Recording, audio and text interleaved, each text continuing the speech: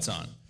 Good evening, everyone. My name is Chris Hudak, and I am the Democratic Municipal Chairman of the City of Linden. Tonight's candidate debate for mayor and council president is being sponsored by the Linden City Democratic Club. Club President Joe Bodak had another commitment this evening, so he could not be here, so I am offering some welcoming remarks. I appreciate everyone who came out this evening to hear from the candidates. We have participation from all three candidates for both mayor and council president.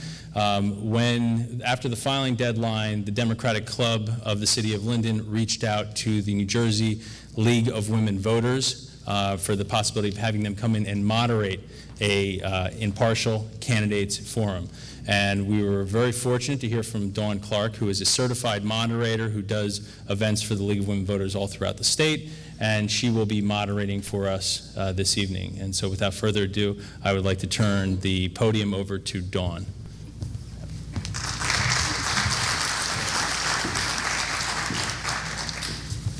Thank you very much. It's a real pleasure to be here because this is important for Linden. And the League of Women Voters is very glad to participate and work with you on this because it's an opportunity for many candidates to be heard. And it's a good opportunity then for you in Linden to hear what your candidates have to say and to make a good reasoned decision as you go to vote on the primary election on June 6th. So it's important that you do this. I'd like to give you a little blurb from the League of Women Voters because we do this for all candidates forums. The League of Women Voters of New Jersey is a nonpartisan political organization.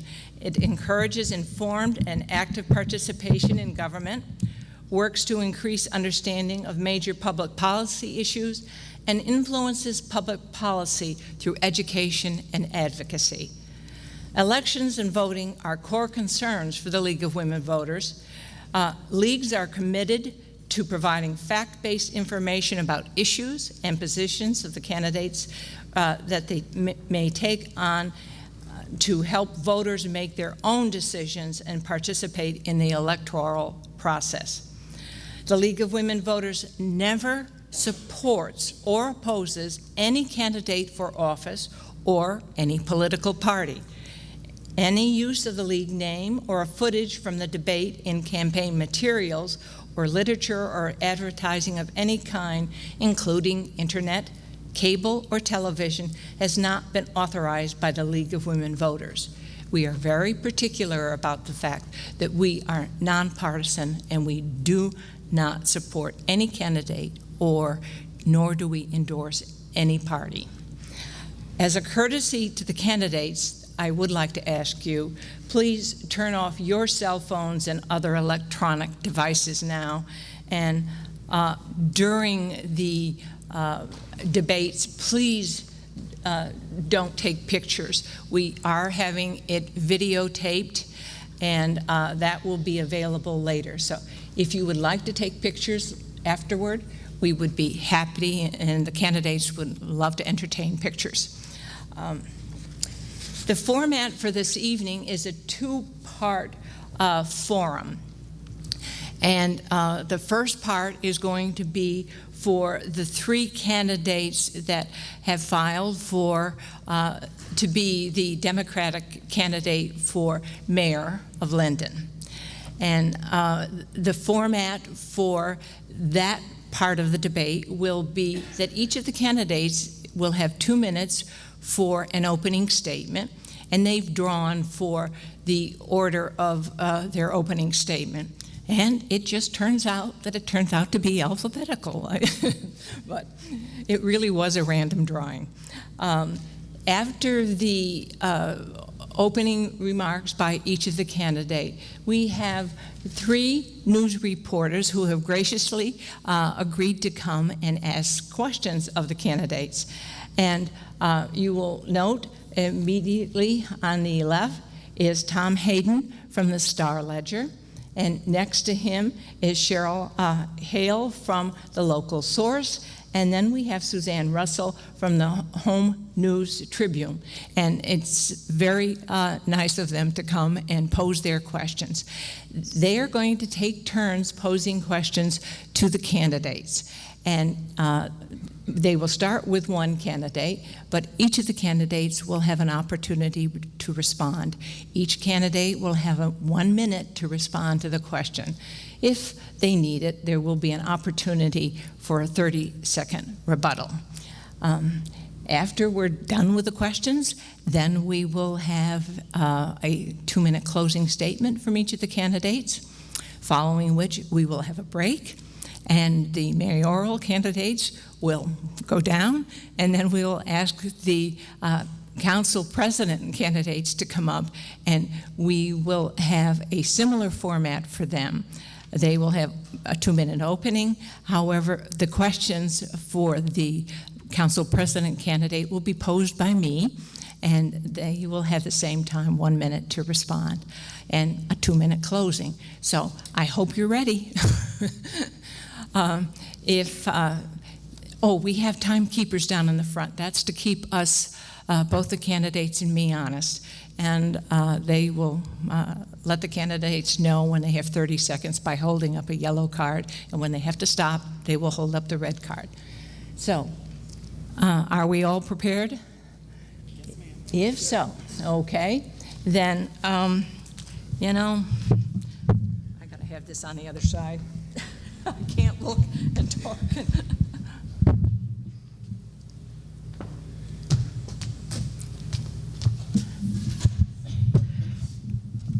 Okay, we're in business?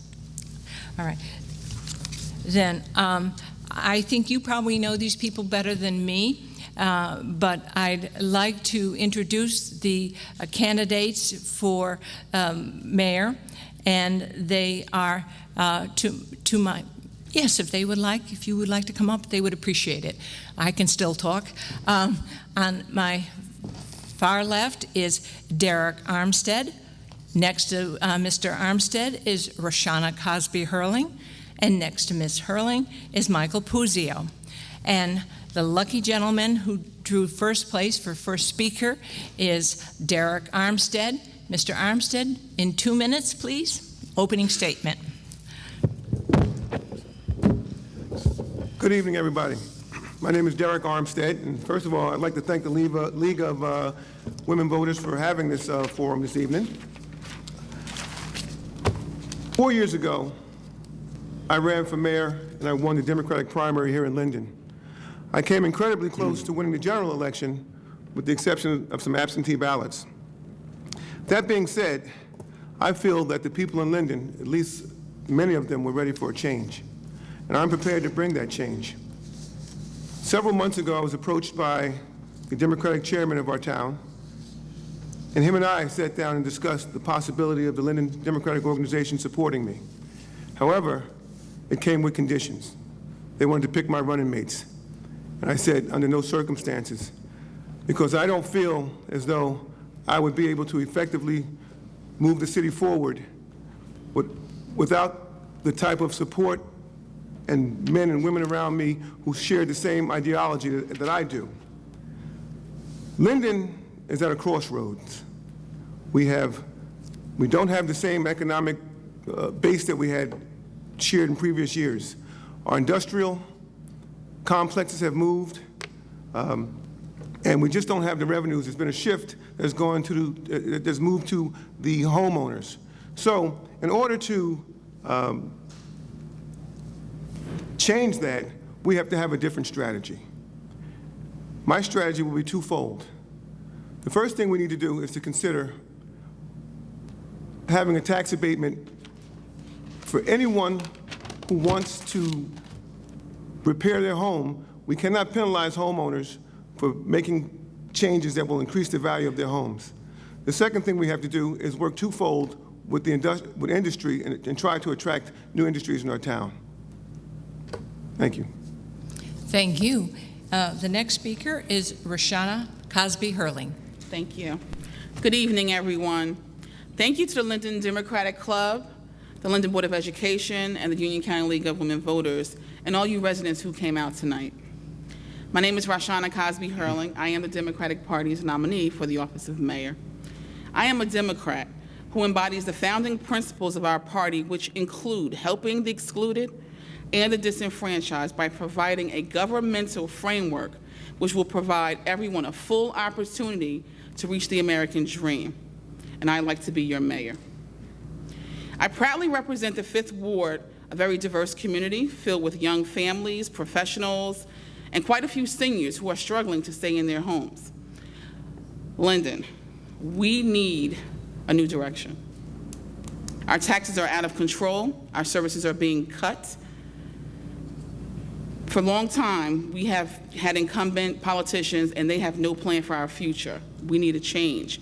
I believe we can do better for the overburdened taxpayers. I have learned over my short time here on council that cooperation is what gets things done. And we need a mayor who's willing to work with all the council members, neighboring communities, and bridge political differences so that we can build relationships and move our city forward. A mayor who is willing to work with everyone on council, get rid of the garbage tax that we have. I'm proud of my record. I did not vote for the garbage tax. I sponsored an ordinance, actually, that protects our children here in Linden. I will continue to work hard to bring more opportunities for recreation for everyone in the community. Linden residents deserve better. As mayor, I will fight to get Linden's runaway taxes under control, bolster our public safety agencies, and provide safer neighborhoods, and boost our quality services. On June 3rd, I'm running with the Democratic team on column A, George Alvarez for council president. Thank you. Thank you. The next speaker is Michael Puzio. Mr. Puzio. Yes, thank you. Good evening, everyone. Thank you for coming. It's so wonderful to see so many caring people. And let me just introduce myself. I'm Mike Puzio. I'm a lifelong resident of Linden. And much for the same reason, I'm running because I also care very much about Linden. I'd much like you have seen that this city has declined over the last 8 years. And I think we need new leadership, objective leadership, leadership that doesn't work for the county or for the city, leadership that has qualifications such as a college education, qualifications such as being an economist, working as a financial analyst, and moreover, someone who has new solutions and new visionary leadership. Now, some of the things that have been mentioned, such as the fact that the garbage fee needs to be eliminated, clearly came from people who are currently on council. I think, though, that beyond the fact of eliminating the garbage fee, there needs to be looked at the fact that over the last 6 years, we've had approximately 6% increase in our taxes. We need new leadership that will ensure that such increases don't continue to occur. We need sustainable budgets for the future. Overall, I am running because I believe in Linden, and I believe in the future of Linden. I wouldn't continue to live here as a young person if I didn't believe in this city, and I didn't believe in the affordability and sustainability of this city. Overall, the reason why I'm running is because the city can be sustainable in the future. And I think with my leadership, with your vote, we can make that happen. Thank you. And thank you. Now we'll go to the questions. And I'd like to start with you, Mr. Hayden. Can you please pose a question to Mr. Armstead to start? Certainly, this is working good. You've all talked about the finances of the city. Taxes are a problem across New Jersey, not just Linden, but do you have any specific ideas of how you can get the city finances under control and keep the taxes under control? You got to do that in 1 minute, Mr. Armstead. Well, the first thing that I would look at, as my opponents mentioned, is the garbage tax. Linden is in a very unique situation here. We have a Department of Public Works where we have two facilities. We have a municipal garage and we have our DPW building. Our DPW building sits on 9 acres. It's ideally suited for us to bring in a transfer, to have our own transfer station where we could process our own garbage. We spend upwards of $1 million a year for waste removal. What we need to do, we have $450,000 that we have in a trust account that's dedicated to recycling. We can bond for another maybe $1 million or so and build a state-of-the-art facility on those 9 acres where we could process our own trash, we could have other towns bring our trash in, and it would become a profitable business for us. It would reduce that $1 million that we pay a year, and that would therefore reduce the garbage tax that we're assessing the homeowners. 90% of your household waste that you put in the garbage is something that can be recycled. But first, we must remove ourselves. We're under a contract with the Union County Utilities Authority where we are mandated to bring a certain amount of garbage to their facility. No one government entity should force another government entity to have to spend or pay a fee when they can do it cheaper. Thank you. Ms. Cosby-Hurling, can you comment on what you would do specifically? Yes, Tax ma'am. reduction. The taxes here in Linden have been going up steadily for many years, and it's in part due to the leadership that we had here in the Finance Committee. Councilman Armstead chaired the Finance Committee in 2011 and 2012. We need to have professionals here in Linden. My running mate and I are prepared to go and get a business administrator, which this current mayor has not done. A business administrator would help us to work with development organizations and bring, reasonable, viable businesses here where we lost a lot of our industry.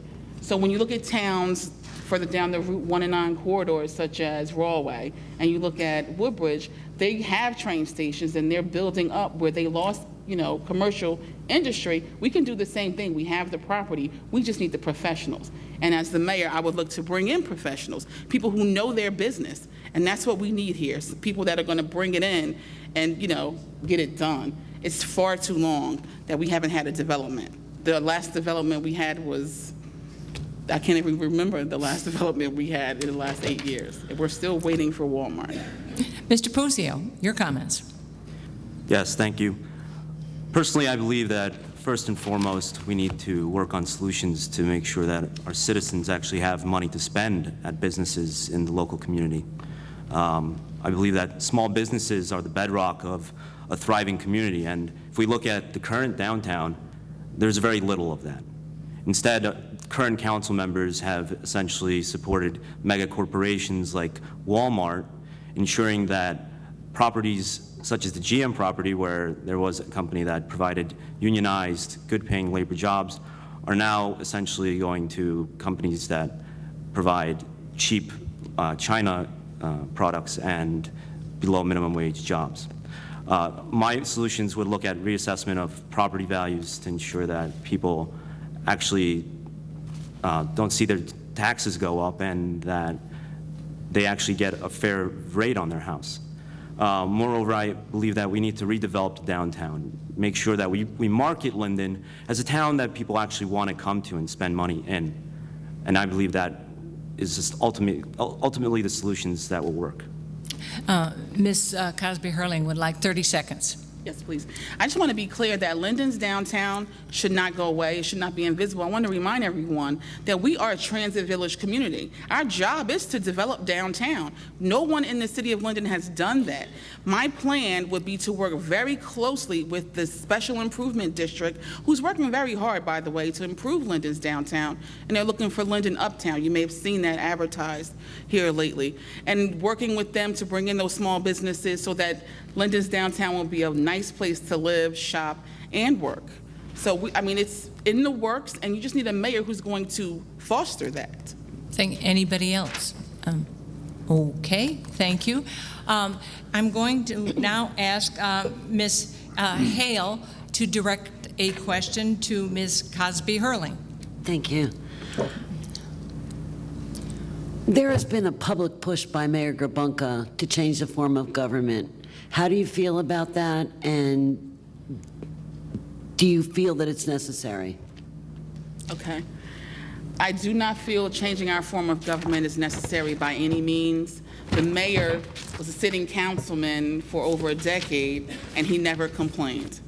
The mayor sat as mayor now for 8 years, and he still never complained, and so he didn't get his way. The form of government in Linden works.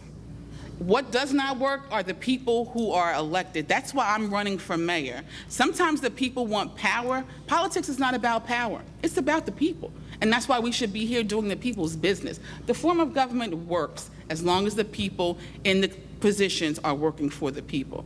That's my position. I disagree with the mayor. Thank you. Mr. Armstead, would you comment on that? The mayor's idea of changing the form of government, it does have some merit. However, to have a BA, as many on council has agreed to do, will not work under our current form of government because we are still a governing body that's a councilmatic body. We're a committee form of government. So therefore, your BA essentially will still be answering to your council members. So it just won't work. If we're going to have a BA, you're going to have a change of government. Mr. Puzio.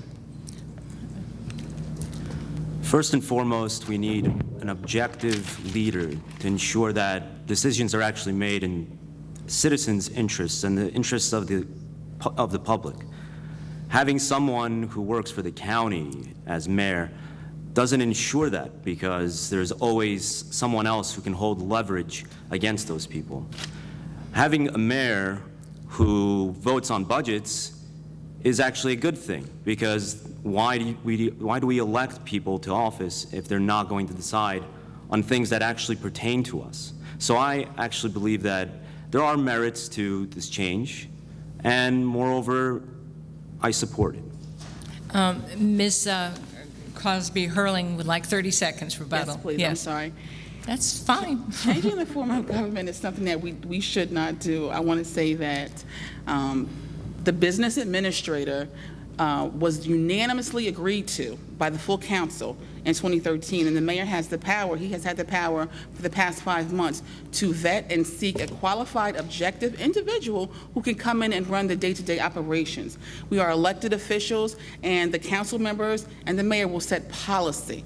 We need someone with the experience to run a multi-million-dollar organization such as the city. My job as mayor would be to work with other governmental agencies and create public-private partnerships. Thank you. Now we're going to ask Ms. Russell if she would address a question to Michael Puzio, please. Good evening. Last year, the city was looking at layoffs and demotions. Oh, you can't hear me? In the police department due to budget shortfalls. The union agreed to concessions to avert those layoffs. What steps are you looking to for the future as far as layoffs in the police and the fire department? Well, to begin with, I think that if we actually had leadership that was able to bring the new solutions and alternatives that we need to ensure that we reduce costs within our city, within the city budget, we wouldn't even have to consider layoffs. We wouldn't have to consider furloughs. Those sorts of things wouldn't even come up for discussion if we actually worked toward the types of things that make a budget sustainable enough so that you don't have to actually cut away the people that provide the services that make the city run. So I think bringing new leadership in, such as I can bring, to look at the solutions that can reduce costs is the first step. Mr. Armstead, could you address that? I believe that the answer to our problems with regard to the police department lies in our ability to convince our police officers to stay in town. When you're a police officer, you're a public safety officer 24 hours a day. If you go to the supermarket and someone's robbing the supermarket, you can act. You have a point of presence. Everywhere there's a police officer in town, his home would be a point of presence. And I believe that we have to create some incentives to get our police and our public safety officers and to get them to remain in town. How we do that? Perhaps we create some sort of a tax abatement for them. telling any police officer who remains in town that maybe we'll freeze their taxes. Because to me, it's a savings. If you have a police officer in town, it's a savings because he's on duty 24 hours a day. Ms. Cosby-Hurling. Yes, ma'am. First, let me thank our public safety, police, and fire for all that they do and for actually giving back and, working with us so no one did have to get laid off. We shouldn't be balancing the budget on the taxpayers' back here. We need to make sure that we have professionals, like I said, in place. If we have a business administrator under this form of government, it will work. A business administrator will work with the treasurer, and they will be clear on what we can and cannot spend. We need to make sure that we have people in the positions that can certify funding. We can't just go and write a check and then next year borrow money. And be clear that when the police and fire were looking to be laid off, we had a finance committee that was in place for 2 years in effective leadership. Councilman Armstead chaired the committee for 2 straight years, and we're looking to lay off policemen and fire. We can't afford that. Thank you. Would you like 30 seconds, Mr. Arms? Well, I'm glad we all agree that all these problems occurred in 2 years. But what I would say is this: these problems occurred over several years, and there's no one-size-fits-all solution to crime in our city. But I will say this: if we can convince our police and our public safety officers to stay in town, I think Linden will be a much safer place, and you may even be able to reduce your complement, because when they're in town, they represent a point of presence wherever they go. Ms. Cosby-Hurling. Yes. So I stand corrected. Councilman Armstead was right. This didn't happen in only 2 years. It's happened over a number of years. 2 decades, Councilman Armstead's been here. He sat on finance for several years. No. So it didn't just happen in 2 years. I agree. So we need to get people in the positions, such as myself and my running mate, that we can actually look to make Linden a better place and not look to lay off our public safety. Thank you. Yes, Mr. Puzio. Yes, and if I might be able to chime in here above the fray, as I've said, looking at ensuring that our budget stands well, that our city is sustainable in terms of the businesses that we bring in order to have revenues and ratables, businesses that people actually want to visit and provide sustainable jobs, such as a medical trauma center as opposed to a super Walmart, are ways that intertwine with the fact that ensuring a stable budget ensures that we don't have to lay anyone off. Thank you. Ms. Russell, would you be comfortable in posing a question now to Ms. Cosby-Hurling? Absolutely. A few weeks ago, there was a smell detected from the basement of City Hall. Several people had to go to the hospital, and the problem was believed to be related to a heater designed to keep heating oil from congealing in the winter months. City Hall dates back to 1926. What plan do you have to address the city's infrastructure and that building in particular? Well, that's a good question, because what happened, Ms. Russell, was there was an issue that was related to a temporary fix that was put in place. I currently chair public property, and I have been working along with my committee members to look to get our infrastructure right. If you look at the parking garages, the steps, and different facilities around town, we have to have a plan of maintenance, not a plan of fix it as it gets broken. We need to keep our properties well maintained so they don't break down. And then you have to spend thousands of dollars the way we are right now for our parking garage. I just took over this committee, and I got the committee from different chair members, and no one told us, no one passed on the information. Again, stale leadership, not working with others, and failing to give us the information we need to do our job. So we are looking at that as actively currently. Mr. Puzio, would you address that? Yes, that expenditure, I believe, is it's an investment, but it's a minor expenditure. So, but it points to a bigger issue, which is the capital costs that this city puts out. Some people believe it's not something that really is big, but in reality, it takes up a large portion of our budget.